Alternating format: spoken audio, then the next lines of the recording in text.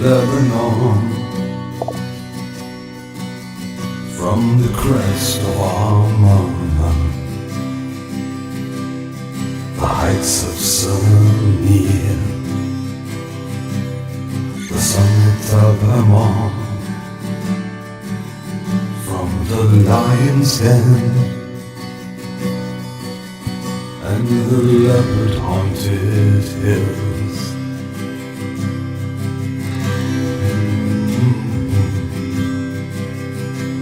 You've stolen my heart, my sister, my bride, with one glance of your eyes, one jewel of your necklace.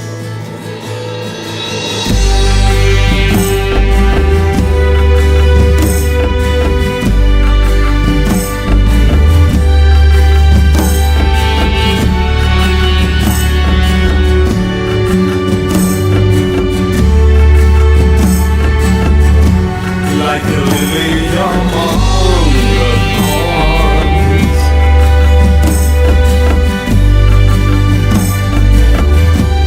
is my darling among the daughters.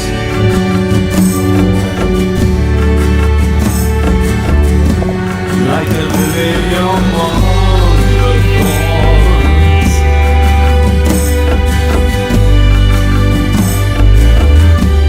is my darling among the others.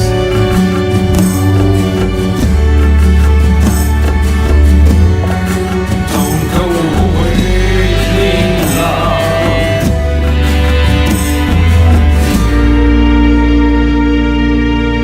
till it wants to arise.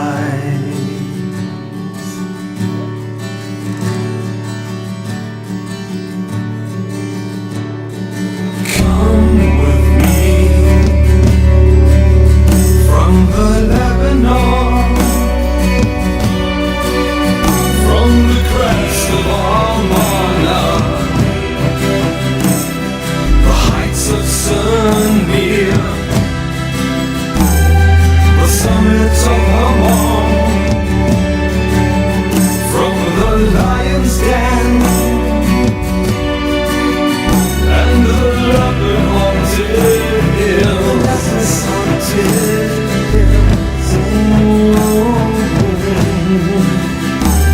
You've stolen my heart, my sister, my bride, with one glance of your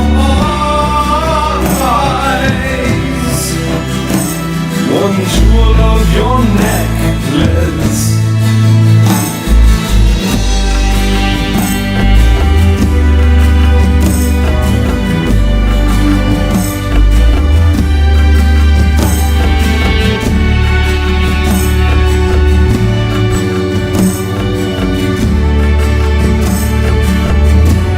Like a lily among the thorns,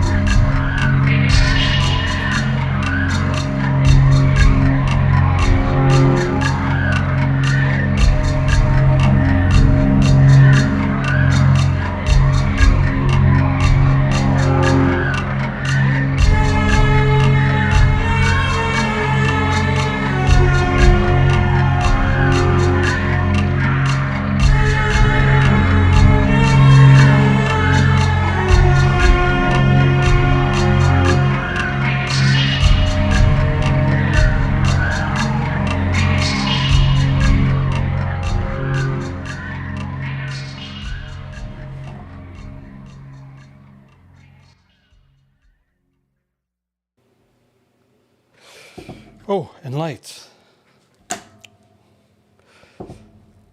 Hey, hey, hey. Do you guys remember what that was from? Probably not. Yeah? No? The hey, hey, hey. That's from an old 70s television show. Alan Aguirre with your Exodus to Ingathering Field Manual Weekly Devotional. Say that real fast. I'm going to say it again. This feels like it's been a really long time. I trust everyone is doing well. You know, I guess when you... Oh, I don't even know if this is set up. It's Monday. Yes, it is. I have spent a lot of time with children the last 2 weeks. Anywhere from 3 years old to 12 years old. Yeah. 4 of them to be exact. Plus our plus Aton. So it's like a total of 5. So I need a vacation from my vacation. Isn't that like the norm? Everyone says that, right? But it's, yeah. Hey, it's good to be back. Man, okay, we entered into the season of the Basilisk Saturday evening, right? Because the day begins at sunset. And we will be discussing it and talking about that tomorrow on the Chameleon Church Show. And we have provided you with a resource that we provided people with last year. This year, we actually put this in the calendar. We were like, man, do we do that or not, right? And so we'll be discussing that pretty thoroughly tomorrow on the Chameleon Church Show. And I'm very excited about this week's devotional because, wow. Yeah. Wow. It ties in, the timing is interesting. I got a revelation. Not a revelation. I got a prompting of what I should do next. So we're going to finish this devotional, and then I got to finish writing the next one. So that'll come out as soon as I'm done with, the idea is that comes out shortly after this one is done, which means I've got like 20 weeks to, I don't want to even think about it. But anyway, and then I'm going to, it's Life Among the Terrans. That's the Chronicles of an Alien Son. I'm very excited about it. I've posted a couple little things. It's basically going to cover the New Testament and what the New Testament says we are, who we are, what we are, what's our, in regards to our spiritual beings, as in regards to being spiritual beings. I'm very excited about it. And it's something that's completely lost for the most part. And anyway, I'm very excited about it. My name's Alan Aguirre. You're watching the Exodus to Ingathering devotional. This is our social media. A lot of people don't like social media. I love social media. Social media is an amazing tool. One of the greatest tools I've ever been involved with. And I got involved with this stuff like in 1997. And of course, man's going to do what they do, and man has done what they've done. And but it's a great tool. I don't know how we did what we did prior to social media without it. It was more difficult. I guarantee you that much. Hey, we've got a storefront. We've got a place where you can get resources. Yeah. And this is our email. If you actually email feedback, the lovely Alyssa will actually help me respond to you, and that takes a load off me. And what else is going on? Tomorrow morning, Chameleon Church Show, 8:45 a.m. Central on Facebook, YouTube, and yeah, that's it. And you're watching the Exodus Ingathering devotional, weekly devotional, the field manual. This thing, the first one. The second one is almost halfway done, just shy of being halfway done, and I need to finish that. Hey, I'm very excited about this week's devotional, week 32. Before Abraham was, I am. All right. Well, let's get this thing cracking. I've got some actual. Let me see here. I actually got some slides today. I actually put some slides together. let's see how this works. All right. Here's the first one. Your week 32 before Abraham was I am. John 8:56. Your father Abraham rejoiced that he would see my day. He saw it and was glad. In Genesis 14, we read about 9 kings and how Chedorlaomer. Let me try that one again. How does that work? Chedorlaomer. Something like that. He's the king of Elam. I can say that. He's the king of Elam. And the 3 kings that were allied with him successfully attacked the Rephaim, the Zuzim, the Emim, the Amalekites, and the Amorites. These are all Nephilim giants that inhabited the land of Canaan. So, we read about 9 kings and how the king of Elam, who I can't pronounce, and the 3 kings that were allied with him successfully attacked Nephilim, 5 Nephilim tribes, and were victorious. These are 4 formidable armies that were able to subdue Nephilim warriors. Afterward, the kings of Sodom and Gomorrah went into battle with their 3 allies against this guy and his allied forces. 4 kings against 5. This guy that I can't pronounce was the victor, and the inhabitants of Sodom and Gomorrah were the bounty, including a man named Lot, the nephew of Abram. A man who had escaped came and told Abram the Hebrew that his nephew and all of his belongings had been taken captive by these 4 pagan kings. Now, when Abraham heard that his brother was taken captive, he armed his 318 trained servants. Trained in what? Being servants? Trained in servitude? No, I'm thinking trained in battle, who were born in his own house, and went in pursuit as far as Dan. He divided his forces against them by night, and he and his servants attacked them and pursued them. So he brought back all the goods and also brought back his brother Lot and his goods, as well as the women and the people. That's in Genesis 14. We're talking about 318 trained servants born in Abram's house. Trained in battle, apparently. They just took out the 4 kings that the top of the chapter was clear in noting had themselves taken out 5 Nephilim tribes. Lance Wallnell calls these 318 guys killer sheep. Abram and his precursor to Masad liberated the captives. It says that the king of Salem came out to meet Abram in a valley named the King's Valley after his return from the defeat of this guy and the kings who were with him. Didn't I do the same exact thing last year because I couldn't pronounce this guy's name? What is this guy's name? Chedorlaomer. He's not French. So I don't know what I'm doing. Okay, here's what the scriptures say. Then Melchizedek, king of Salem, brought out bread and wine. He was the priest of God Most High, and he blessed him. We know absolutely nothing about this king of Salem, Melchizedek, except for the fact that Jesus is a priest in his order, according to Psalm 110:4. Crazy that the guy I'm betting everything on, Jesus, is a priest in the order of this king that we know absolutely nothing about. Melchizedek blesses Abram, who in turn gives Melchizedek 1/10 of everything. We have that over here in Hebrews. For this Melchizedek, king of Salem, priest of the Most High God, met Abraham returning from the slaughter of the kings and blessed him. And to him, Abraham apportioned 1/10 part of everything.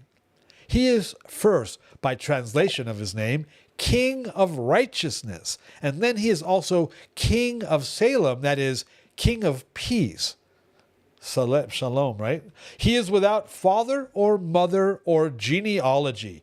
Okay, tell me this thing isn't spiritual.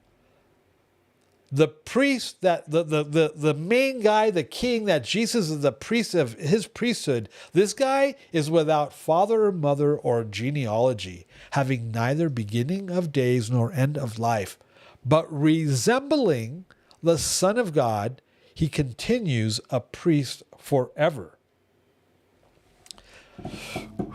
Boy, oh boy, the writer of Hebrews continues to unpack this meeting between Abram, the father of our faith, and this supernatural kingly priest, the two foundational cornerstones of our faith. The letter to the Hebrews notes that Abram tithed to him before the Torah instruction of tithing was established, and that Levi, only the tribe of Levi is to receive tithes, made the tithe through Abram by proxy because Levi was in Abram's loins. Melchizedek's blessing over Abram would transcend over 400 plus years just in that account, and a couple thousand years beyond that to you and I, to you and me, since, because of Jesus, we are now able to hold the offices of both kings and priests. I mean, that's exciting. I don't even know. Nope, we don't have that one. All right, so let me go back to this. A priest forever after the order of Melchizedek. Man, there is so much going on right here. We have the two foundational cornerstones of our faith meeting for the first time that we know of. One of these cornerstones, Melchizedek, has neither father nor mother. He lacks human, terran, earthly genealogy. He's not human. The other is the son of an idol maker. Abram is a Gentile from present-day southern Iraq, Kuwait area. So, how does God create a people unto himself, the Hebrews, Israel, with two Gentiles, Abram and Sarah? It began with Abram's simple belief that God was speaking the truth regarding him, having his own son and countless descendants. And that's not there either. Hold on. And he believed the Lord, and he counted it to him as righteousness. Abram believed God regarding this, and that simple act of belief and trust was considered an act of righteousness on Abram's account. It's still that simple today if we would only believe and trust him too. Let me repeat that. It says here that, and Abram believed the Lord, Adonai, and Adonai counted it to him as righteousness.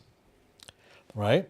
Abram believed God regarding this, and that simple act of belief and trust was considered an act of righteousness on Abram's account. It's still that simple today if we would only believe and trust him too. God also told Abram that he would possess all the land of Canaan. This was a little harder to believe than being the father of countless thousands, so God was going to prove it to him.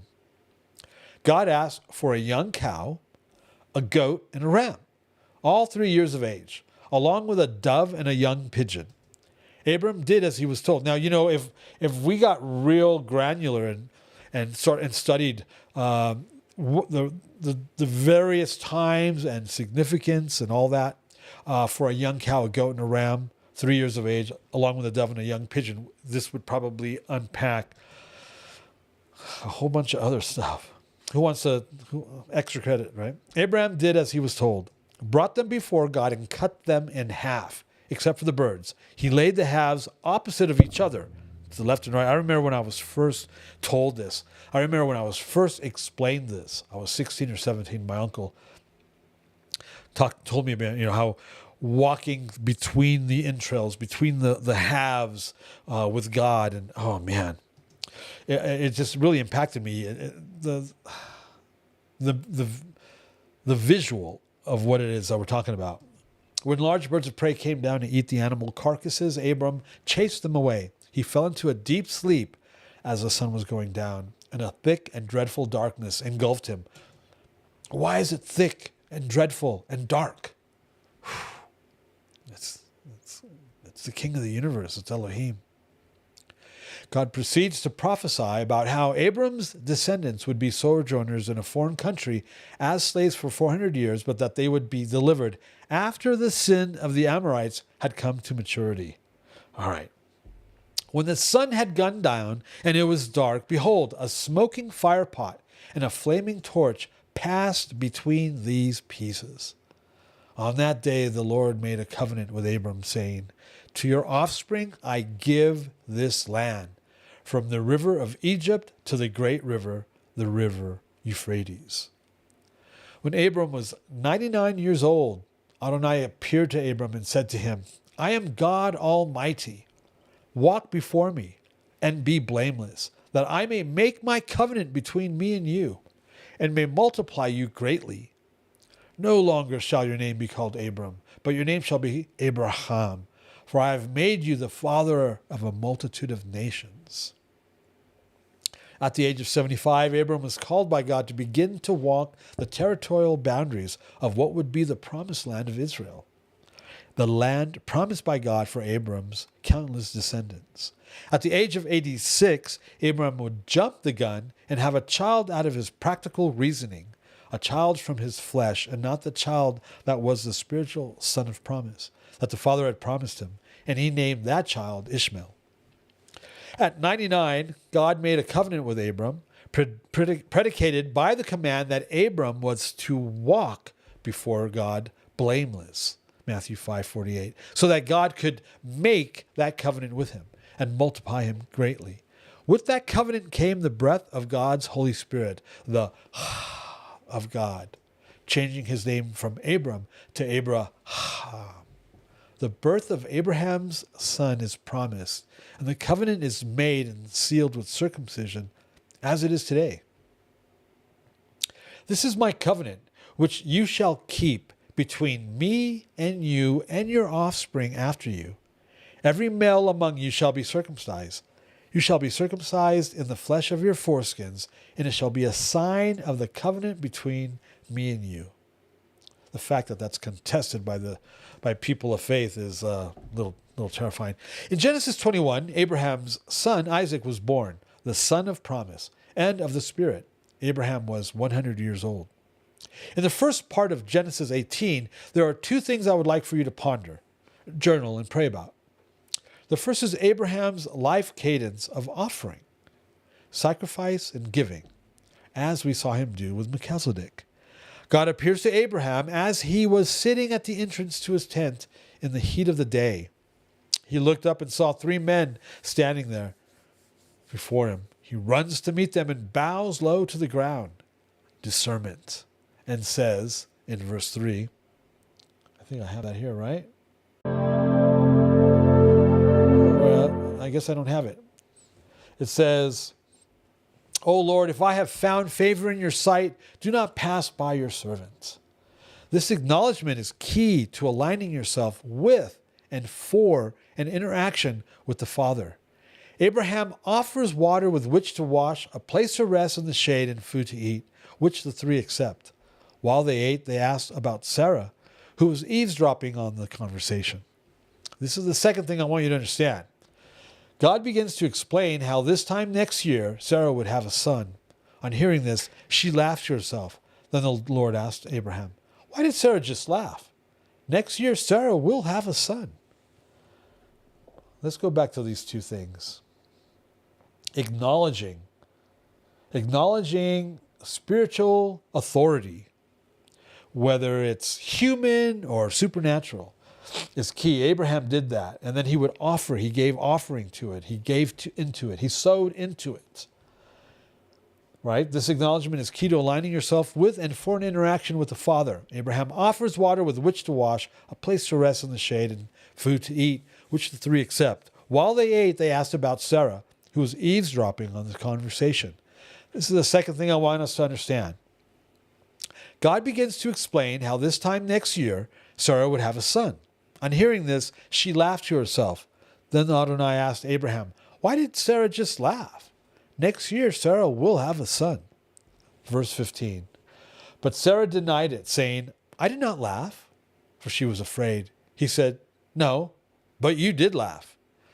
This is an extremely common thing I see constantly when God confronts us with ourselves. No, I didn't. No, but you did. Don't do that. We'll be right back.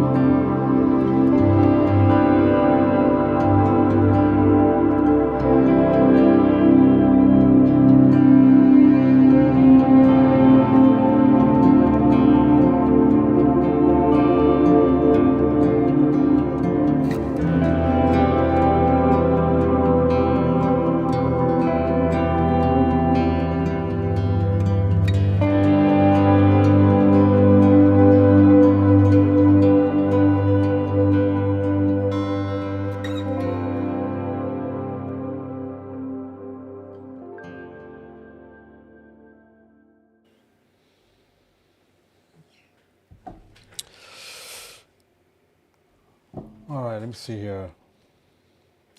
I'm pushing all the wrong buttons. Isn't that weird? I don't do this for 2 weeks, and I'm pushing all the wrong buttons everywhere. It's crazy. This is called gallery mode. If this is new to you, this is where we interact. You have questions. We have hopefully we have answers, and we get your take on what it is that we just discussed. Hello, how's everybody doing? Everyone doing all right? Good to see everyone. Well, the 2 or 3 that I can see. I like this one. This is a good one. I think it's really important. So we have Jason's skull and his eyes going back and forth. We got that going on over here, if you can see that.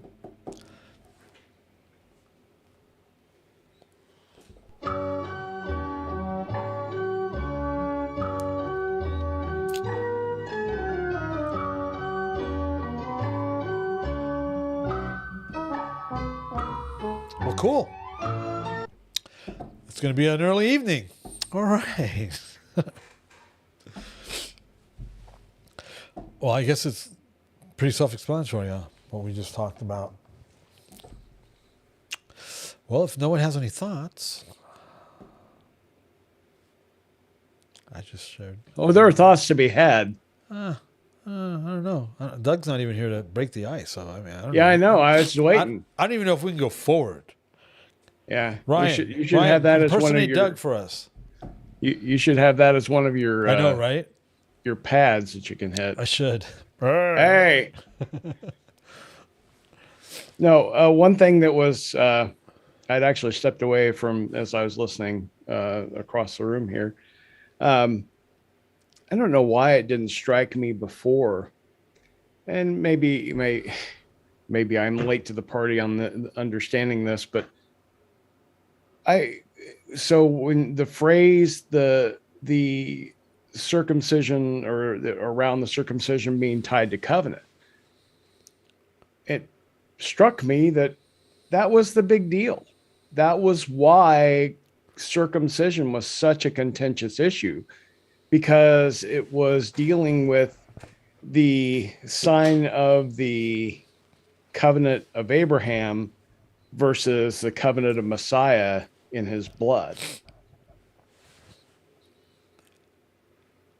So it wasn't a nullification or saying that had no value. It was that the folks in Jerusalem were saying that you had to bind yourself to the old covenant before you could approach the new covenant. I mean, I don't know. It stuck out to me in the midst of the words. And I guess that wasn't that I didn't not understand it before, at least in concept, it like just really hit me that this covenant thing might bear some importance. I don't know, just the preliminary thought anyway, to kick us off. Yeah. And, the next field manual is called Covenant Community or something like that, right? It is? It was, I think, more Tim involved in the actual name, what we came up with the name or collectively discussed the name. Yeah, it's Covenant Community, and it's basically going to be a 52 or 53 week devotional, and every week we will be discussing a form of covenant found in the scriptures. And it's very interesting because there's a bunch of stuff, But yeah, the next one, it's called Covenant Community. That's the second field manual, and it discusses covenant. Breaks Covenant down culture. all the various covenants. Alyssa put it in the chat. Covenant culture. Covenant culture. There you go. It's called Covenant culture. Yeah. So anyway, that's my preliminary thought. I'll step back and let other folks chat. Well, thank you, Jason. Good to see you again, my friend. Yeah. Good to see you. It's almost like been what? A couple of weeks, it feels like? Yeah, months? It has been a couple of weeks. Okay, then. Oh, man. This camera's a little weird. This angle is a little strange, isn't it? Yeah. Oh, man.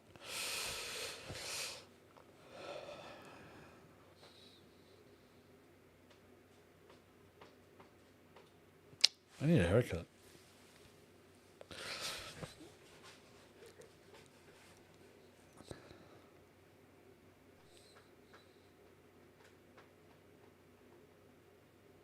Alan. I've Hi, had. Allison. Hi, how you going?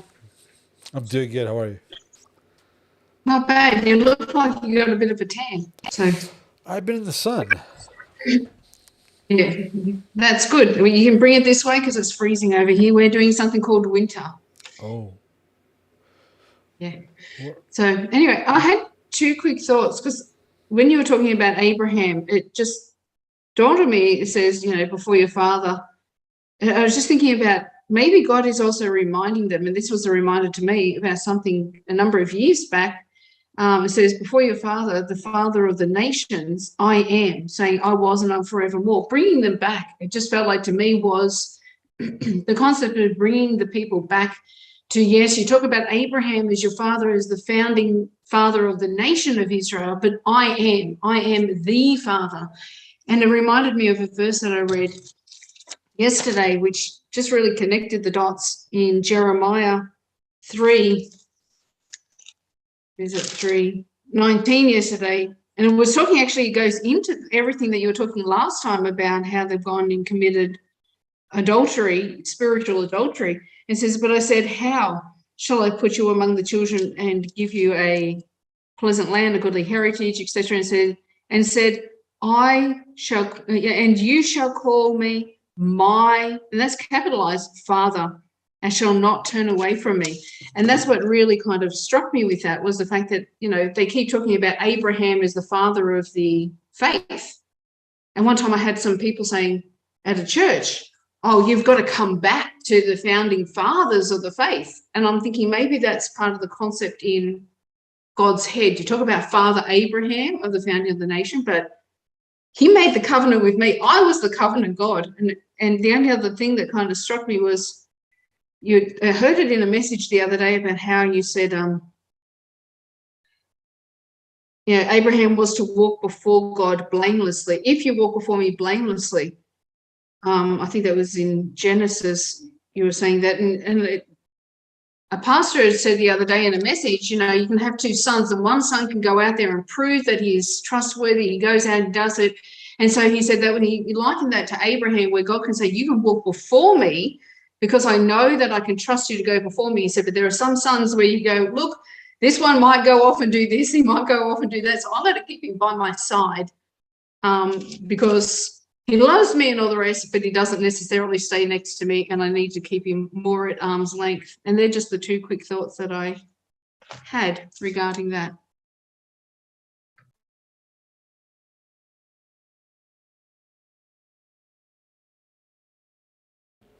Yeah, the concept or the covenant is everything. I mean, it's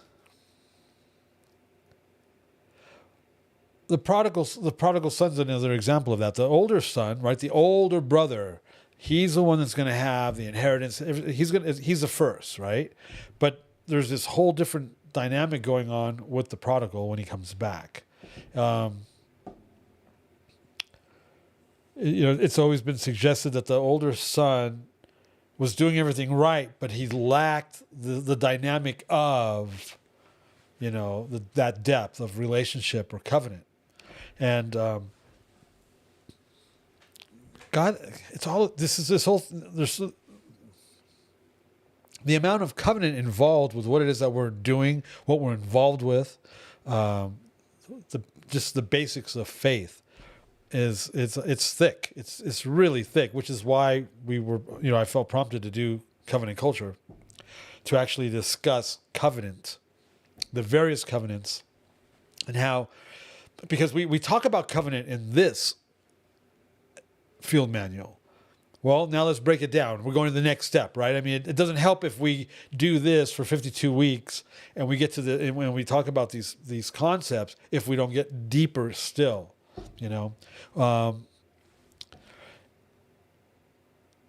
we have to make it more granular. So it's almost like what's it called? We're drilling down in an outline, which is why I'm really excited about this next thing I'm looking at putting together the life among the Terrans, because it's going to emphasize exactly who are we and what are we based on the biblical narrative, and how we have to have that revelation, that transformation, and then that activation. And we touch on it. We touch on it in this one because of Melchizedek. We know nothing about Melchizedek, but it's about covenant with him. He brings the bread and the wine, and Abraham recognizes the spiritual authority. Abram recognizes the spiritual authority and gives to him. And this thing isn't necessarily human. He has no mother or father. He has no beginning, no end. And Jesus is a priest in his order. There's way too much supernatural, cosmic, otherworldly, right? And that's the premise of this life among the Terrans, life among humans. Because if we're made a little lower than the angels, and we're supposed to be sons of God, and our actual understanding and functioning as such will liberate creation, man, we're talking about something we don't talk about. We're talking about, we touch on it, and we touch on it in the field manual. We touch on putting on the armor of light. We touch on our spiritual authority. We touch on these things. But we're going to get more granular when it comes to covenant, and then we're going to get even more granular because we're going to read what it says between Matthew and Revelation about this cosmic piece of our being spiritual beings having a physical experience.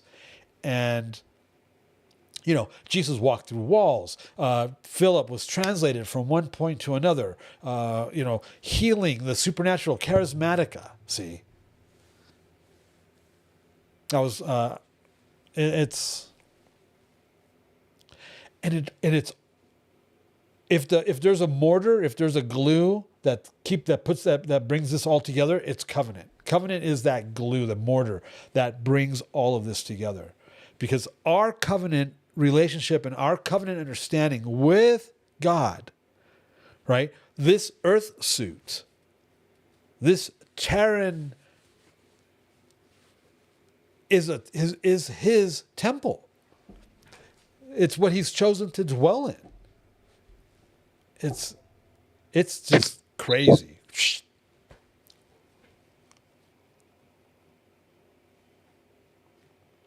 I'll stop talking. This is your time to talk. I'll just drink my iced tea. One thing in this passage from Hebrews that calls out something important, and it piqued my attention when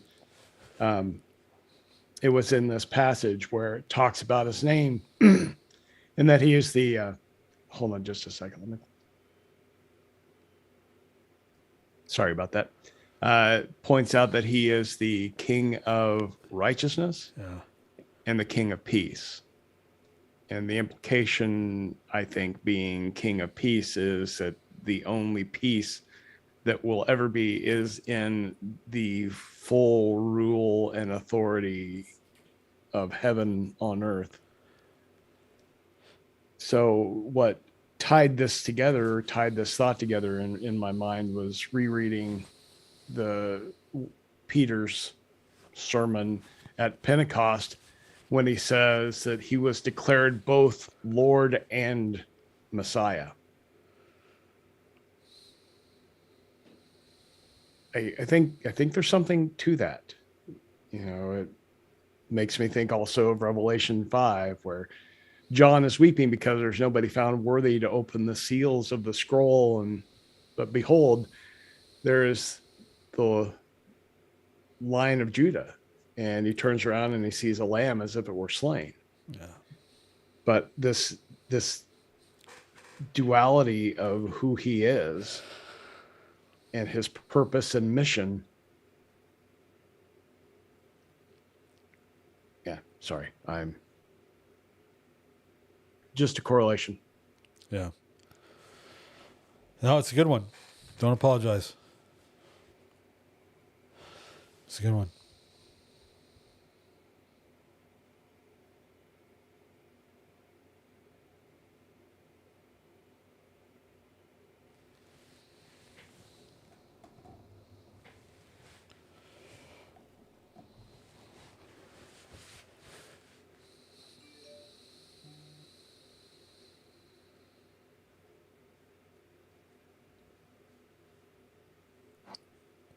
It's hard to put together thoughts that either stem from the flesh, practical reasoning, and then thoughts that are completely spiritual, because this whole concept of Melchizedek is, like you said, otherworldly, completely born of spirit. And then the other half is this practical human being,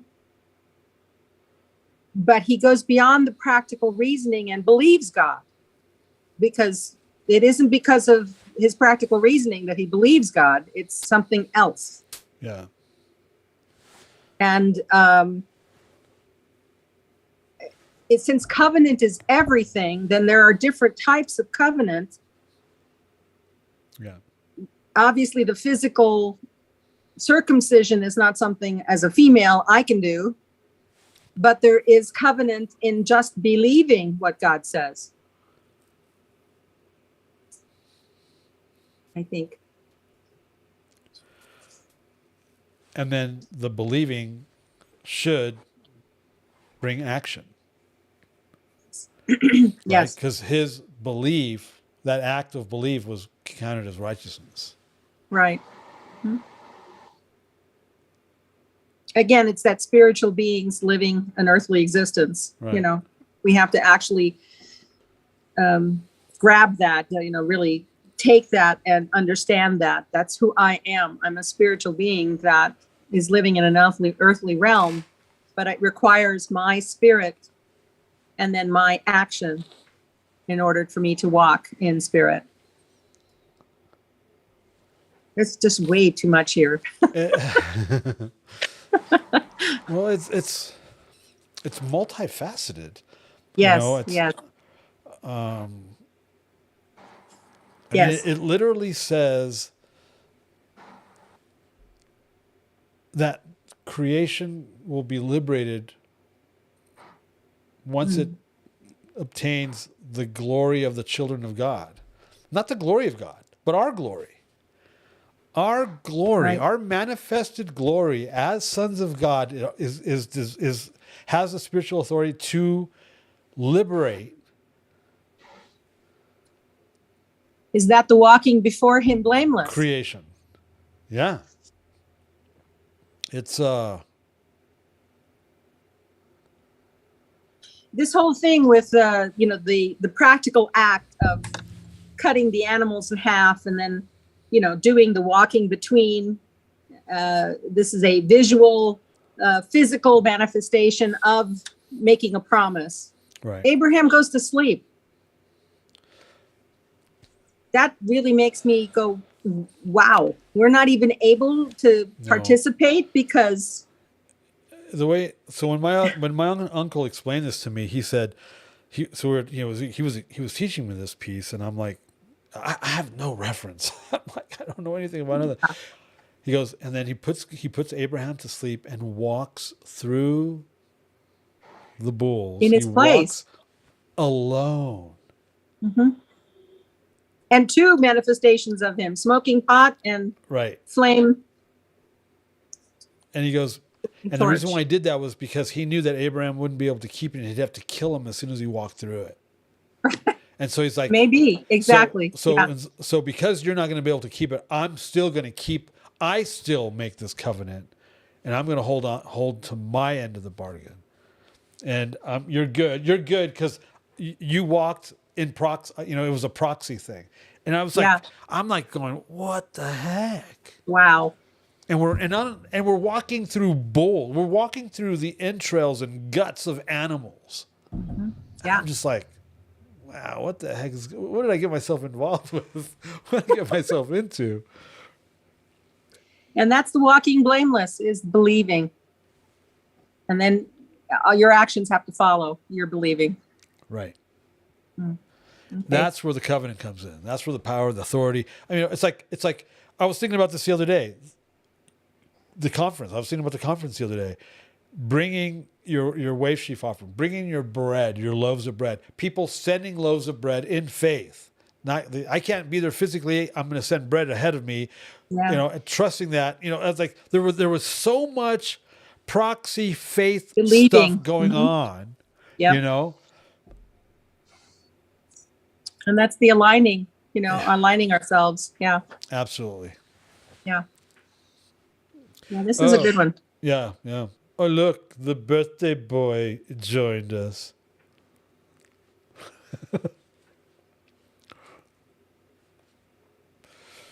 The big 7-0. Oh my gosh. Can you believe it? That's crazy. Happy birthday. Thank you I very didn't know. much. Good 7-0. Woohoo. That's me in 6 months. All right. Wow. That means, so we figured it out. That means you were like 35 when we met or something. Yep. Well, that's like half your life. I know. I had hair then too. Crap. So I've known you half your life. Yeah. Wow. Feels weird being 70 though. I go, that don't seem real. Yeah, 60's freaking me out. So I've known you half your life. Man, that's like crazy. Not too many people. We haven't changed. We still look the same. Yeah. We need to find a picture of us like from back then. Definitely.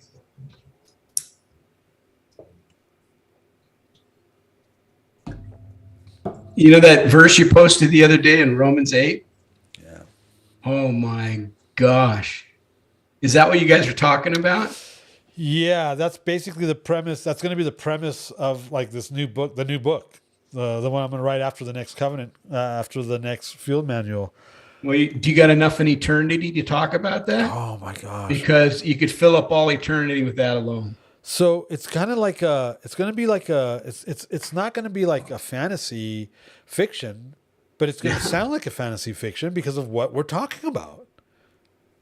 It has the full gospel for everything. Yeah. Everything. Yeah. It's like, wait, I'm supposed to be functioning at this realm I don't understand, and by functioning in this realm that I don't understand, creation can be liberated, from its clutch of death and because of Adam. When I read that Did the you other see day, Did you see Terry Taylor's comment regarding it today? no, I didn't. Yeah, and if you know who Terry Taylor is, dang. Yeah, I do. Yeah. Should I get on? I'll get on your timeline. You know what? When I read that the other day, I sat back and I had this other verse that I just got through reading. I never understood this. If we believe that about us and believe it to be true, in essence, the word says, you are hallowing my name. I never understood that, what it meant to hallow his name. The first thing Yeshua told us to do in praying. Well, if we have to take him for his word, we have to believe him for his word. If we believe him, if we believe him for his word, take him at his word, we're hallowing his name. Yes. There's this Abraham believed, and it was righteousness. That's right. That's righteousness. Yeah. We need to be functioning as sons of God. We're talking that's like full on supernatural level stuff. We're talking about the stuff that we already talk about that stuff. But like I was saying, let's drill down the outline. We're bringing up in this field manual, in this series of devotional, this first one, we're bringing up concepts that might be new to a lot of people. The next one we're going to drill down and talk about covenant. because it's all about covenant. And then this new book, Life Among the Terrans, Life Among the Humans, we're going to go, all right, this is really what it's supposed to be about. We're supposed to be beings, B-E-I-N-G-S, of light. We're supposed to be beings of light, life, all that stuff, right? On earth, we're supposed to be functioning in this spiritual realm of the supernatural, in this physical realm, in the earth realm, so as to be able to be emissaries, represent the power and authority of the cosmic God of the universe with the, I should, prophesy healing, raising from the dead, blah, blah, blah, blah, blah. Why? To prepare a people for his return. I mean, it's like, I'm pretty excited about I'm pretty excited about it. And basically we're going to, from Matthew to Revelation, what does it say about that aspect? That supernatural piece aspect of who and what you're supposed to be, because unless and until, right? It's because it flat out says creation groans and is yearning for the sons of God to be revealed. And that the glory of the children of God, that glory is what liberates creation from its, what's the terminology? The terminology there is even crazy. Yeah, let me read that terminology. Alan, when did you get that? Saturday morning. Yeah. Because it's a little bit strange. I woke bondage up. to corruption or bondage to decay. Go ahead. I was just going to say, I woke up this morning. It's a big, long, convoluted story, but one part of what I had was I was told to, I was directed to 2 Corinthians 5. And it talks about, for in this tent we groan, longing to put on our heavenly dwelling, if indeed putting it on we may not be found naked. For while we are still in this tent, we groan, being burdened, not that we would be unclothed, but that we would be further clothed, so that what is mortal may be swallowed up by life. He who prepared us for this very thing is God, who has given us the Spirit as his guaranteed. Right. And it goes on to talk about the creation like us groaning for us to be so clothed. And then in 2 Corinthians 6, it goes on to talk about, but as servants of God, we commend ourselves in every way by great endurance in afflictions, hardships, calamities, beatings, imprisonments, riots, labors, sleepless nights, hunger, by purity, knowledge, patience, kindness, the Holy Spirit, genuine love, by truthful speech, and by the power of God with weapons of righteousness for the right hand and for the left. And so, there's some convergence for me going on there. Yeah.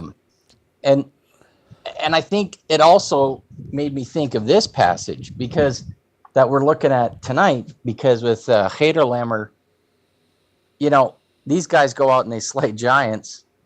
And I kind of thought of Gideon because it's a small force of just over 300, and yet they take him out. But the difference is the power of God, and the motivation is righteousness, and they are met by the King of Righteousness.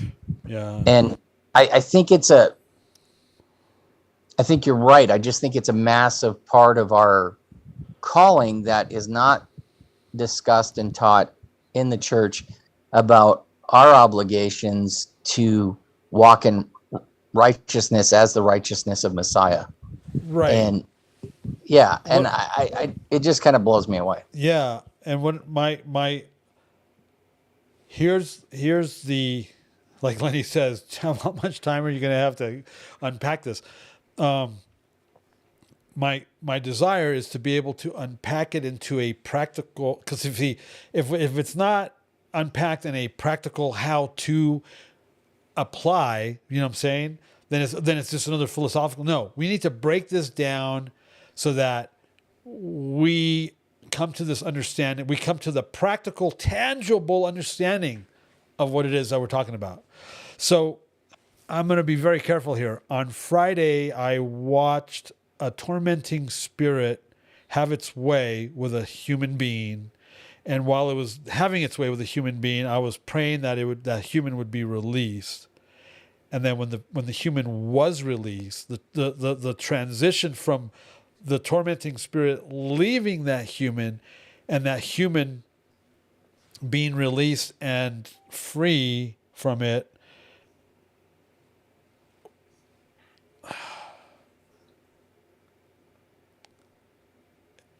I knew all along what was going on. I knew the entire time what I was watching and hearing. I was watching and hearing a human being tormented by a tormenting spirit. And when it was finally released, it was, 20 minutes, 30 minutes. The way that human responded and reacted, the being released from it all, and it just made me so angry. I was so angry. I was very angry, so freaking angry that at this situation. And so as I was, and our role, this is our role is to be, this is where that's the realm, that's the dimension this is supposed to be walked, lived. And so Saturday morning, I was taking a shower, we're driving back to Utah. So I woke up in the hotel, and I've mentioned many times before how God speaks to me in these mundane, I'm taking a shower and God goes, hey, Doug, hey. So, and it happened Saturday night, Saturday morning, I'm taking a shower, boom. The example of what I just explained about this tormenting spirit and how life among the Terrans, life among humans, this is how we're supposed to be. We're supposed to be functioning in this realm as sons of God, as children of God. And that glory, that spiritual authority, that blah, blah, blah, blah, blah,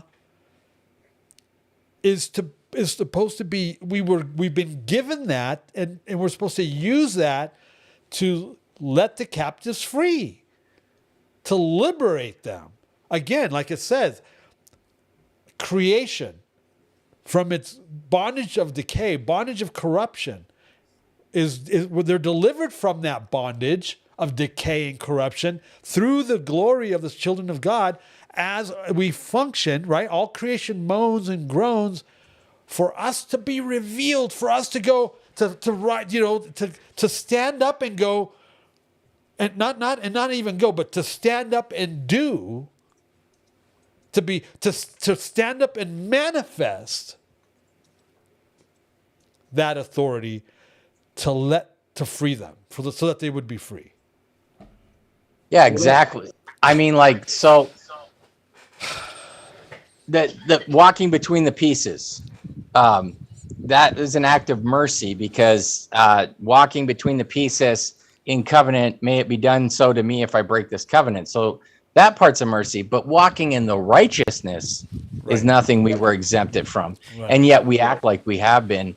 And we are the body of Messiah on the earth until he returns. We are the hands that break the chains, right, that lay hands, that heal. We are the feet that go to the places where and deliver very practically that justice and righteousness as part of the Lord's favor, because that's what Messiah is all about. And weapons of righteousness in our right hand and our left. I totally get what you're saying about the anger, because I've been in similar places myself. And yet, it's so lost. People do need to drill down, right, like you're saying. And this is the comment I left regarding, right? It's quite the dichotomy, the dilemma. When we've been conditioned to believe that there are no works involved or necessary to or for our faith to be legitimate, or that the outcome of anything is actually dependent on us. Yet, the works of actually functioning as being literal sons of God has the cosmic power and authority for creation. That creation itself is in need of quote, and here's the text, obtaining the freedom of the glory of the children of God. Us. Our glory. for creation's liberation and redemption. It's sobering, concerning, and should quicken our resolve to do this thing scripturally instead of how we've been doing it. So I'm excited. You know, those who've come close in the past, like Derek Prince, when they brought it up, the issues of the manifested sons of God, here we are created a little lower, but we're going to judge angels.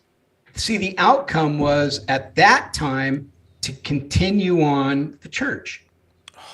And this is why at the end of the age, those with the prophetic wisdom are going to launch the bride to do what she's supposed to do. Yeah. Because if you look at all those, the Dust Bowl guys and all those that hit this, they came, but it got twisted along the way. It all came back to building the physical church on the planet. They missed it. And they didn't even have a proper understanding of what warfare was with the watchers and everything down the line. Right. And now it's coming out. And so I think about the conference and how you guys came, what was the experience, the healings, the deliverances, the receiving of gift, right? The equipping that occurred, and how that's just like a scratch. Well, I really believe we're supposed to be manifesting that spiritual reality that will be revealed one day. That the reality that we should, I mean, that's the culmination of the thought, that the reality that we live in as spiritual beings, even though we are bound in this world of flesh until the day of his return and we're revealed, that glorious day when we will be fully who he made us to be. Until that time, we must continue on mission, that his life and his power will be manifest through our testimony, through the giftings, through what he has put us on this world to be. Nothing else. We have here's the thing. The church builds itself because Jesus himself said, I will build my church. We have to believe that he will do that. And we have to be working in that direction and focus that he has given us unto that purpose. It's the work itself. It is the building together of living stones that he accomplishes. Yeah. And yeah, I've said it before. I am more, this only leaves me more convinced that Ephesians 6 is an offensive chapter, not defensive by any means. Jeez. Yeah. It's interesting when you teach on the basilisk tomorrow. Oh man. This is where we can put it to practice. Yeah. These next few weeks. Look at Abraham is sitting at the entrance of his tent in the heat of the day. There's nothing special about that. He's just sitting at the entrance of his tent in the heat of the day. And he sees three guys and discerns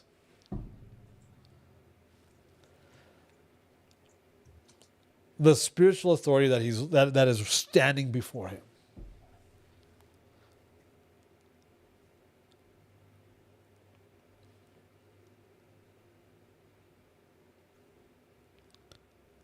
When Abraham also gathered his house and went after those kings, he didn't have a prayer meeting around the campfire. And so maybe we should be establishing our siege works at the gates of hell that we're supposed to stake instead of acting like we're besieged in our pews. Okay, so Tim, that's prophetic. Here's why. I'm driving through cloud. I'm driving through, what's considered cloud eater territory, Nephilim territory, and I'm mulling over this concept of this book, this thing we're talking about, and it's like I can see the design, I can see the graphics, I can see the logo work, I can see the font face, it's like a post-apocalyptic but futuristic, but with a past type tie-in. It's like I don't know. It's like I said, like a fantasy fiction thing, but it's not. But it's like a resistance force against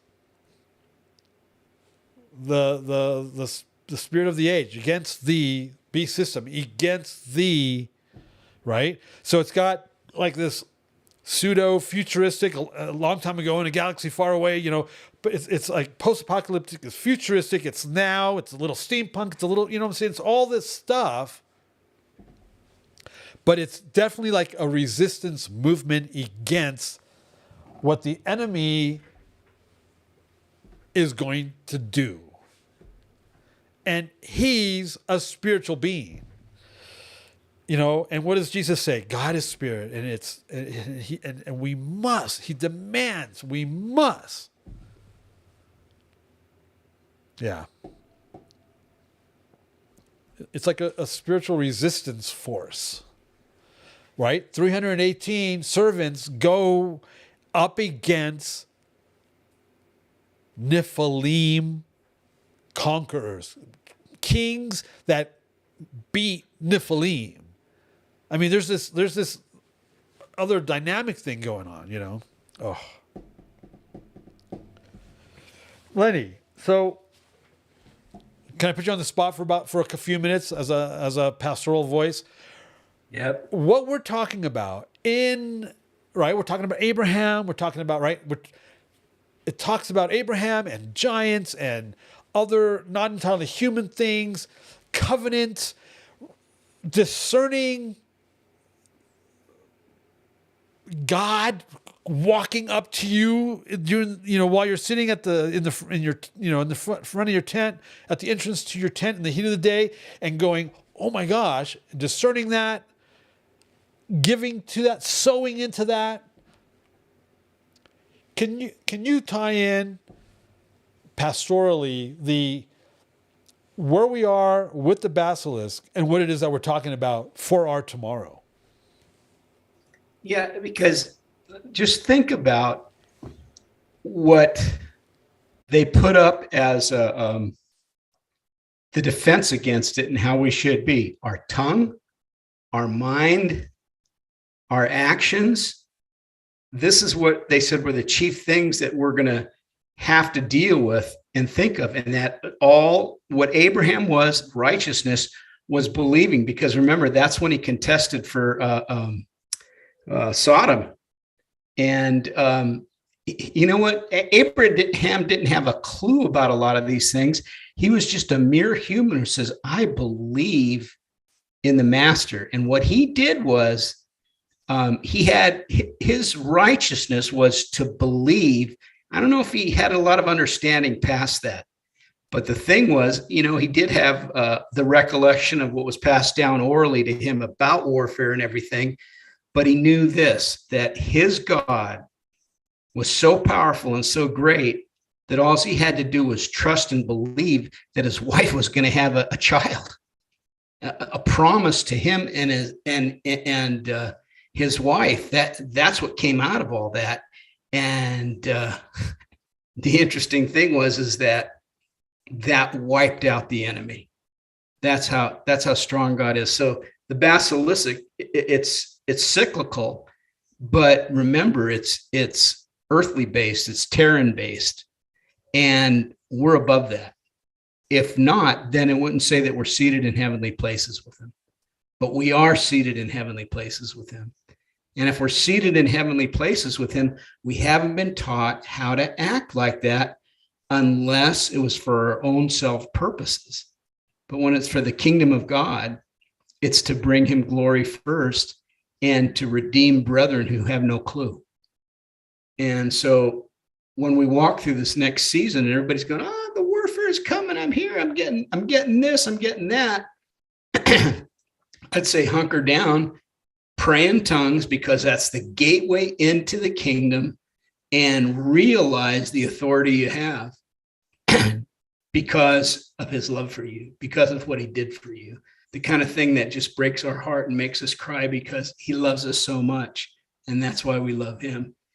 It's got to be in that type of humility. And I believe Abraham had that kind of humility. I think he was a broken man in a lot of ways. And he didn't strut. He sat at the front of his tent and he welcomed the presence of God. If that makes any sense. Amen.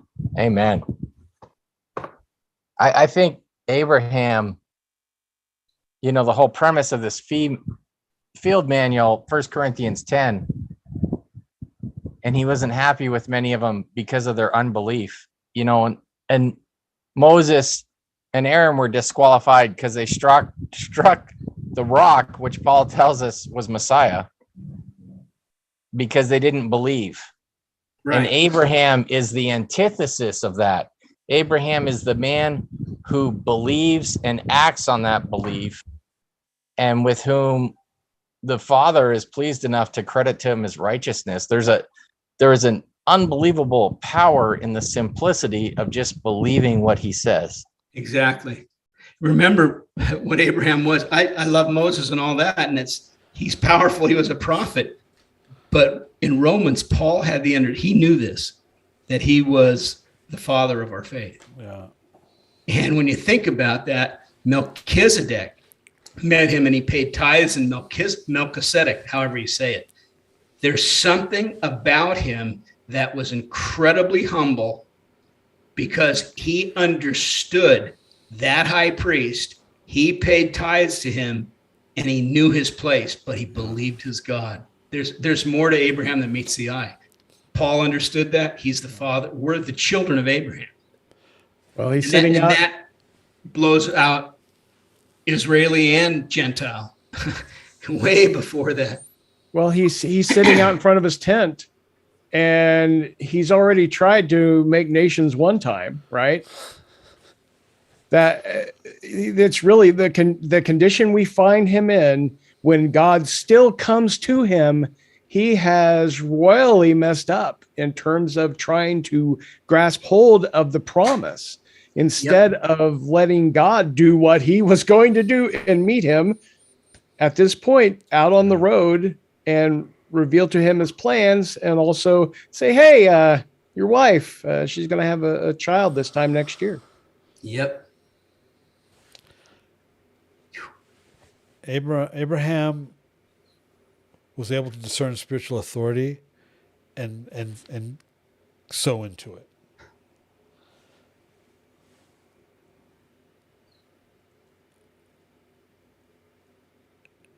Yeah.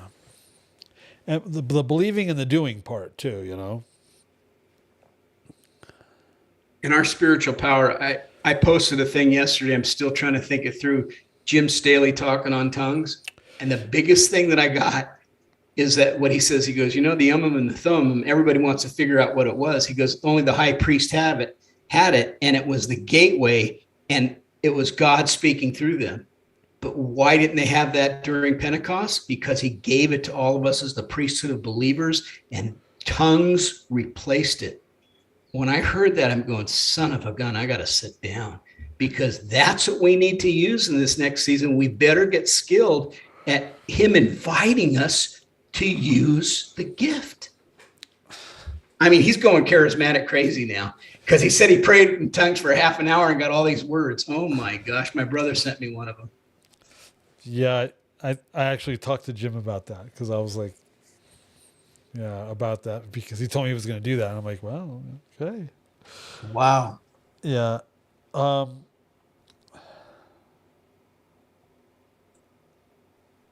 I was just wondering if you're able to speak into because a lot of what is being said, I mean, it's awesome. I'm taking a lot of notes. But you're also talking about, Alan, a resistant movement against what the enemy will do. That's, future tense, that's preemptive.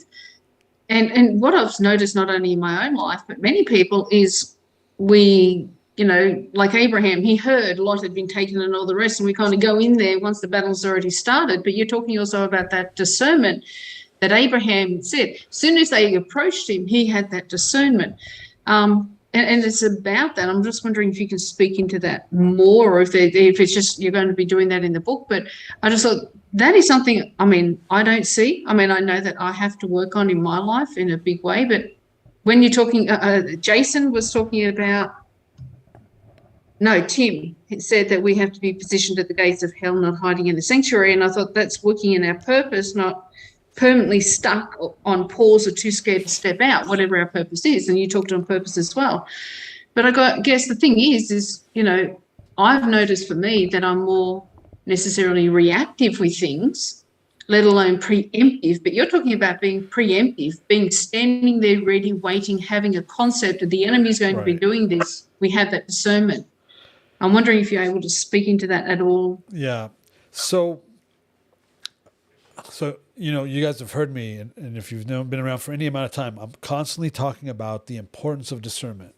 Discernment is key, because if you don't know if that's a stick or a snake, if you don't know if that's a devil or an angel, if you don't know if that's a demonic agent or just some lunatic, you know what I'm saying? You have to know. Discernment is everything when it comes to battling in the spiritual realm.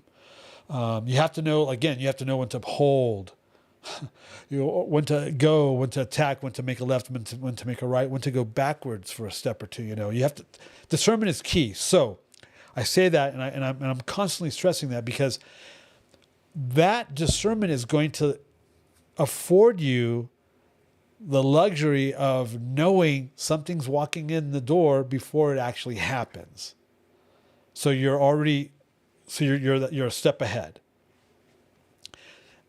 And it also is going to afford you the ability to it's going to help you do your job. It's going to help you do what it is you're called to do, your gifting, your anointing, your whatever. Right? God's will for you. Take Jesus, for example. Jesus, because he was Jesus, and why? Because he was functioning. He came to, you have to remember, why did Jesus come? He didn't just come to die for the sins of man. He came to show that as a human being, it was absolutely possible to function in the way, in the manner, at the depth, at the level that we were always intended to function after the fall. You got to remember, Adam and Eve. Adam was a spiritual entity. He wasn't human like you and I. He was an immortal. After the fall, we're supposed to be functioning at a certain level with this understanding in the trappings of a fallen earth realm, a spiritual enemy, the spiritual enemy dimensional realms, blah, blah, blah, blah, blah. And, just the whole makeup, humanity and all that. And even then, we're supposed to be functioning like, right? Enoch was able to do it. Noah did it. We have the patriarchs. Well, Jesus shows up to show that, hey, even though I'm a human, right? I was born of a human woman. I'm going to show you that it's still possible for you to function on all cylinders in obedience to Torah, to the covenants, to the commandments, to the precepts. And because of that, right, the depth and level that you allow yourself to die to your flesh, to walk in these realities, you then have that, the more I die to self, the more I die to my flesh, the more I die to the mortal coil, the more I die to that, the more I'm given in the spiritual realm, authority, power, etc., etc., etc. So Jesus shows that it can be done. And so that's why discernment is important, because now I can function, now I can walk knowing that, so I said, let's use Jesus as an example. He knew he could settle the storm. He could raise the dead, heal the sick, cast out demons. Legion comes charging at him, but when he gets to proximity, remember we've talked about that, he fell and worshipped. He couldn't help it. He knew go down the block, make a right, go 3 blocks, and then make a left, and there's a guy going to be standing there for no apparent reason with two donkeys. Tell him the master has need of him. You know what I'm saying? Right? And he was able, and then post-resurrection, he's eating fish and walking through walls. And now we look at, so what do we see? We see Philip being translated, right? So we have to be functioning at such a level that when these 3 guys walk by, we know who they are. We discern it from the entrance of our tent in the heat of the day, that it's Elohim incarnate. So that we got people running around upstairs. So that, right? So it's not enough to just to be reactionary or to what happens. No, we have to know ahead of time. We want to know ahead of time. We have to know it's coming so that we can duck, dodge, go left, go right, hold, right? Preemptive, yes. We have to get to the point, because kings expand territory, and they only can expand territory by being proactive. And so we have to be able to, in this realm, in the stuff that we're talking about, we have to be able to expand our territory. And the only way to do that is to actually be forward, proactive, going forward. And we can't go, if we're just sitting around waiting for something and to play defense, no, we have to be offensive. Like Jason said, Ephesians 6 seems more, that's an offensive thing. That's not a defensive thing. There's a system. The enemy is setting stuff up. I mean, look around. It's fast. They're not even hiding anymore. They're not even trying to hide anymore. It's not godly. It's ancient. It's been done before. It's nothing new. It's the perversion, right? If God says, man, woman, don't mix 3, 4, 5. The enemy wants to pervert every aspect of that. And he's perverting it. So it's the same old thing. There's nothing new. I mean, Rome was hedonistic. I mean, Sidonia, Phoenicia, all the pre-Egyptian societies, and their involvement with the occult. See, the occult's already, the occult was involved with BLM. The occult is involved now. I posted something about how the CDC is having conversations with children about same sex, blah, blah, blah. And the occult is always a part of it. Why? It's their form of worship. Delivering children up to Molech, and sexual perversion. All of this is tied. It's all tied together. And it manifests in certain ways. We are seeing the manifestation of that ancient stuff. And we have to be proactive. We have to be, we have to be engaged. And it's spiritual. It's not physical. I love my pagan, sexually deviant human relationships that I have. I love these humans. We're supposed to love these people into a right relationship with Messiah.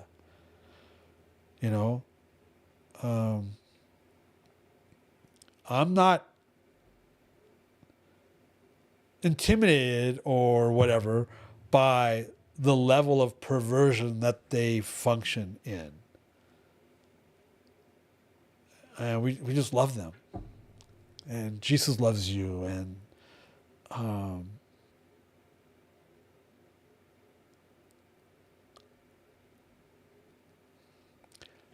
Abraham lived in Canaan.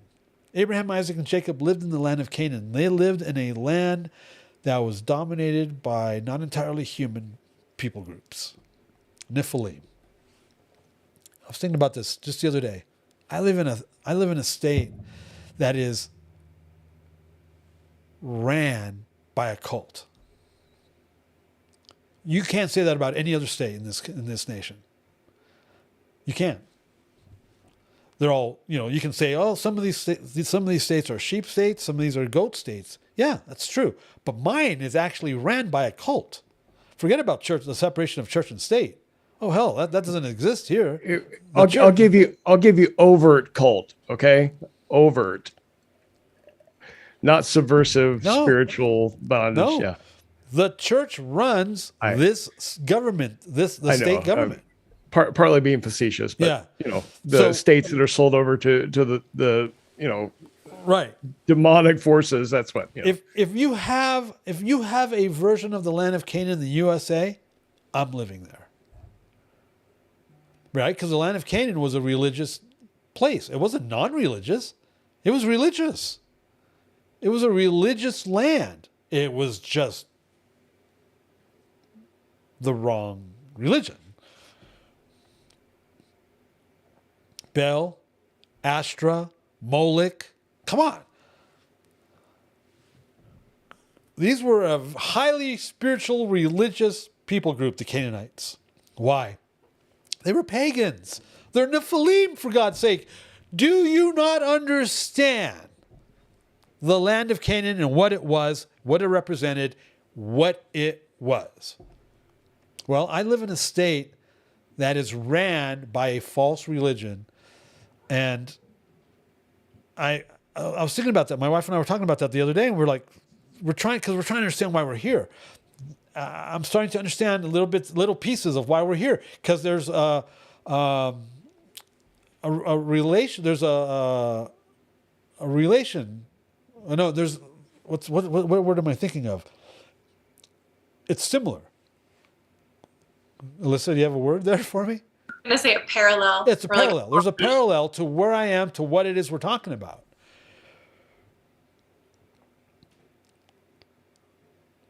We have to be proactive. We can't be. We can't wait for it. We have to go. We have to go to it. So that and so, by doing so, that's how we know how to walk. We know how to discern. We know how to avoid the pitfalls. We know when to go left, when to go right, when to stop. We know how to recognize, oh no. So Europe came up over the weekend.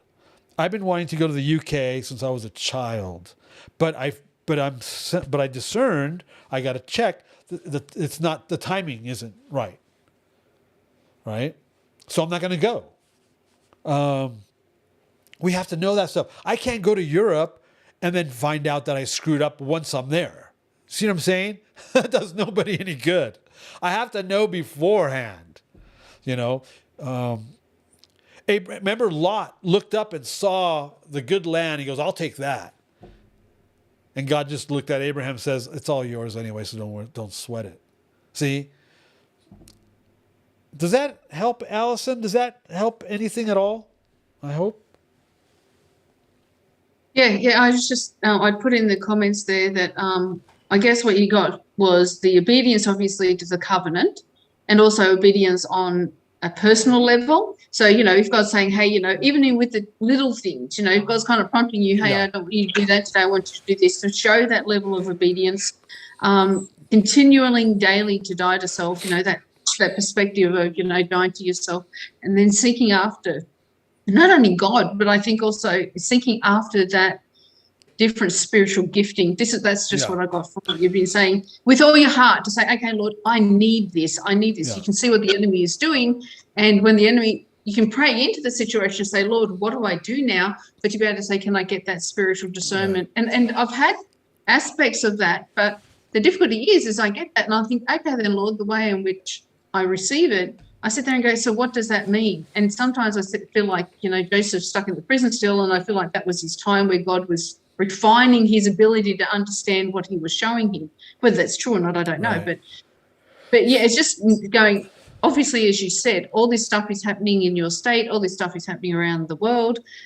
And we need that. And that thought of, hey, we should be preemptive of what's happening, a bit like the parable in scripture about, if a strong man, Right. he's going to break into your house. Well, if you know that, you're not going to be standing at the door waiting for him to come in. You're going to be outside the door with your troops ready.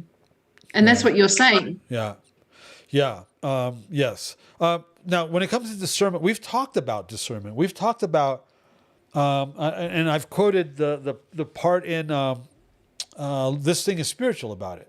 The verse about how it's difficult and you should be eating meat, but you're drinking milk still because remember, do you guys remember that? We've talked about that. This Thing is Spiritual. I'm not trying to sell a book. I'm just letting you know, we discussed that in that book, discernment and the importance of it and how to obtain it.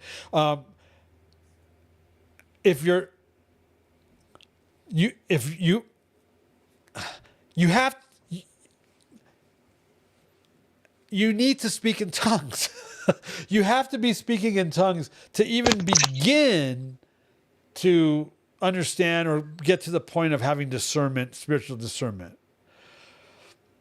But I do that daily, and I'll be doing various chores. I can do that I've done it sometimes because I'll be out working and I'm up, working for like 12, 14 hours a day. So I can do that on and off and for about 3 hours a day. And I pray in tongues a lot. Right. So and I do that, and I've been doing that for the last couple of years. Right. So here's what we tell people. You gotta have a proactive, interactive, speaking in tongues lifestyle. You need to have, so there's that. Then you want to have a proactive and interactive worship lifestyle. And that also includes worshiping in the Spirit, singing in the Spirit, right? Those things, right? So you're speaking in tongues, you're singing in tongues, you're singing in the Spirit, right? You're doing that. You're fasting and you're in the Word, right? So those are going to be your building blocks. That's going to be your foundation, like you're the ground, fertilizer, watering, pulling the weeds type stuff. Okay, now you want to put yourself in place. You want to put yourself in a situation where you can exercise those giftings, discernment. So that's what we've talked about treasure hunting as a good way to start flexing those muscles. It's like exercise. Oh, all right. Oh, I can run half a mile. Oh, now I'm running a mile. Oh man, I'm doing 5 miles now. All right, I've got to 10 miles, right? I can do 10 pounds. I can do 25 pounds. I can do 50 pounds in the same exact way as you're building up the muscles to lift more or the endurance to run further. You're doing the same thing with speaking in tongues. You're with fasting and singing in the Spirit. And now you got to go check. Now you got to go test that. That's what we talk about treasure hunting.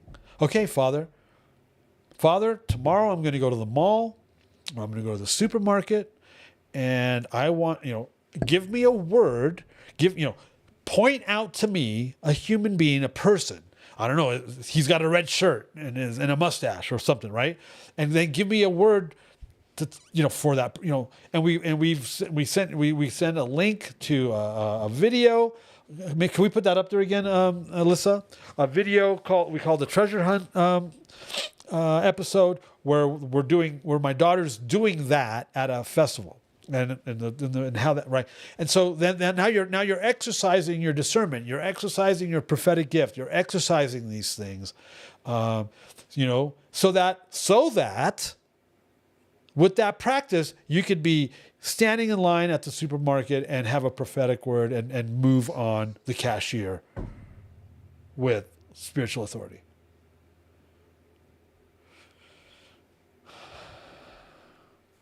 Trial and error, practice.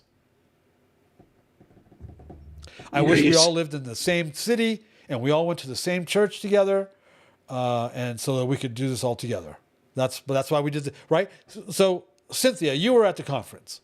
Did you see how we were practicing and exemplifying that and exercising those muscles at the conference? absolutely. Yes. Can In you fact, give us I got to can you give practice people this. an example and a testimony of how that looked or what that looked like? No Well, pressure. when people are when people have been worshiping, because we were worshiping in the spirit, worshiping in tongues, and then we would start, especially when we did the ceremony with the waving of the bread. Then there were words that were brought to individuals, and I normally don't remember those things, but I actually recorded mine, the words that were given to me. I recorded them on my phone, and every Shabbat I listened to them because our little minds forget these things. And how did these people know to speak to me a word that would impact me, would impact my life? Not just something nice for me to go, oh, I'm spiritual, but really impact me to create something new within my heart. I think the Father God works through people to do that, and I got to practice that too. Very cool. Was that what you wanted? Yeah, that'll do. Okay. No, it was Allison- fabulous. Just fabulous. Allison, does that help?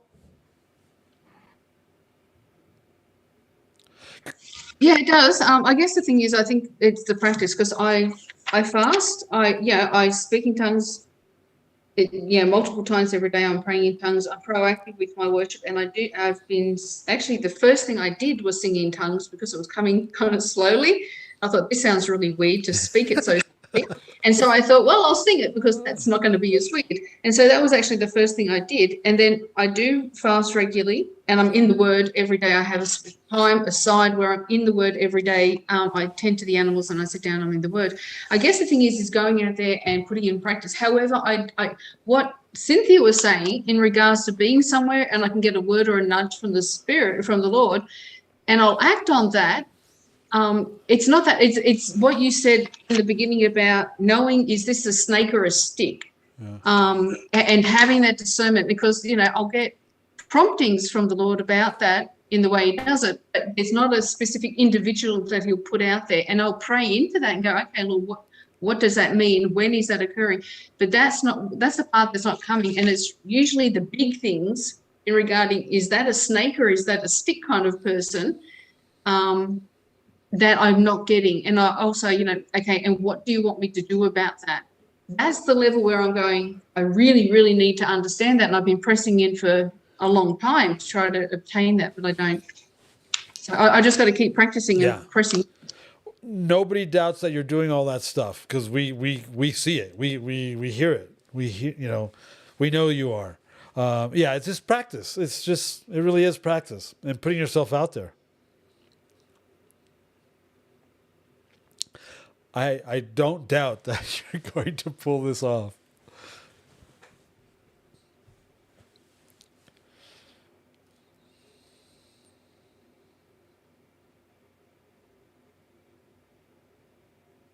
Cool.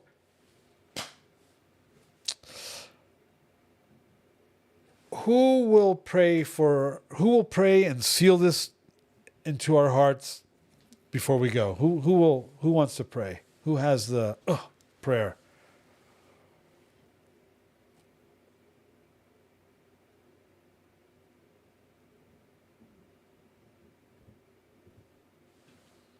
I'm happy to pray out. I can do the Aaronic blessing if you like. Oh, sure. Thank you. Yevreka Yehovah Vrishmareka. Yael Yehovah Panavaleka Vianeka. Yisa Yehovah Panavaleka Viasem Lacha Shalom. May Yehovah bless you and keep you. May Yehovah make his face to shine upon you and be gracious unto you. May Yehovah lift up his countenance upon you and bring you peace from the Prince of Peace, Yeshua Messiah. Amen. Amen.